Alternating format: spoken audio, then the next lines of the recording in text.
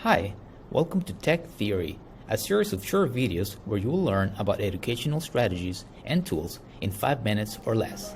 So let's begin.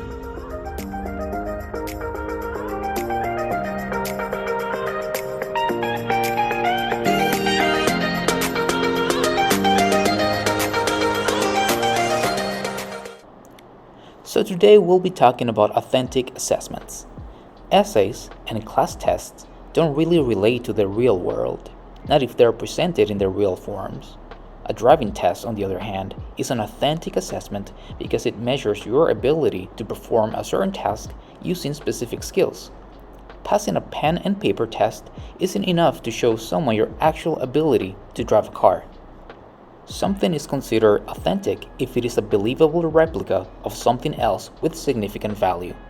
You're not eating at an authentic ethnic restaurant if the food doesn't accurately represent the culture it is modeling.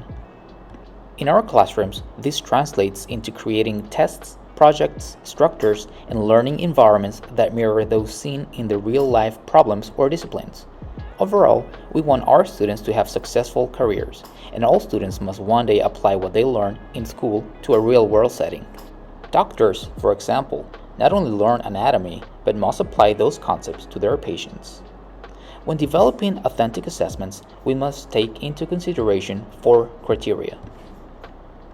The first criteria I would like to mention is that an authentic activity must have a real-world relevance.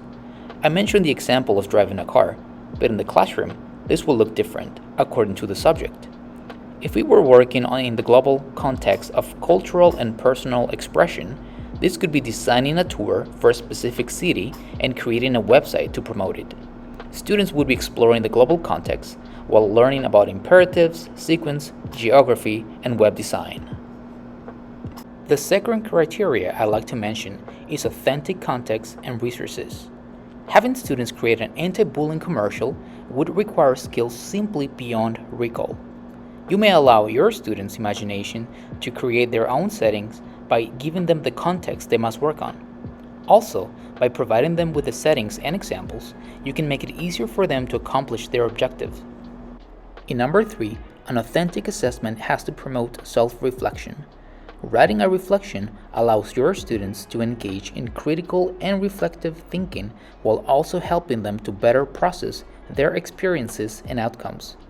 This could be done through blogs and journals in order to compare what they knew at the beginning of the learning sequence with what they know now. The last criteria is that it provides coaching and scaffolding. The teacher's scaffolding role in an authentic learning environment means there is no attempt to transmit knowledge, so the teacher's role is more of a supportive than a didactic one. For example, if a student asks a question, the teacher can answer back with another question in order to guide the students in a more scaffolded way, rather than just providing them with information directly. We can ask ourselves 3 questions to see if we allow for coaching and scaffolding. Is my role as a teacher more supportive than didactic? Are more knowledgeable students able to assist with coaching?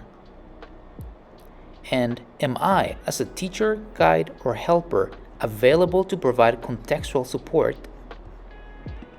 Finally, when creating an authentic assessment, make sure that there are models for students to follow, that you provide multiple perspectives or roles, and that results are supported with a rubric. This is due to the fact that rubrics measure objective skills. Do you remember all 4 criteria? Number 1, give students real-world problems to solve. And number 2, provide real-world context and resources. Number 3, promote self-reflection. And finally, provide coaching and scaffolding. I hope you learned something new today that you can apply in your classroom. If you have any questions, please feel free to comment in the section below. Thank you, and until next time.